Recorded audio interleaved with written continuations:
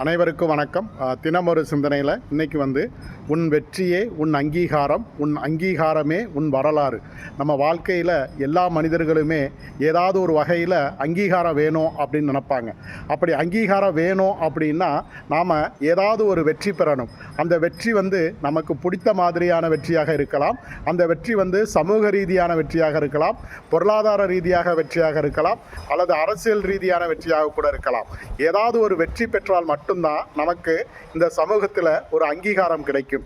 அந்த அங்கீகாரம் கிடைச்சிது அப்படின்னா அந்த அங்கீகாரத்தின் மூலமாக நம்மளுடைய வரலாறை எதிர்கால சமுதாயத்திற்கு நம்ம சொல்ல முடியும். அதனால் நாம் ஒரு வெற்றி அப்படிங்கிறத நம்மளுடைய அங்கீகாரத்தினுடைய அடையாளமாக நம்ம பார்க்குறோம். அதே மாதிரி அந்த அங்கீகாரம் அப்படிங்கிறது நம்மளுடைய எதிர்கால வரலாறுக்கு மிகப்பெரிய ஒரு உந்து சக்தியாக, ஒரு காரணமாக அமைந்து விடுகிறது.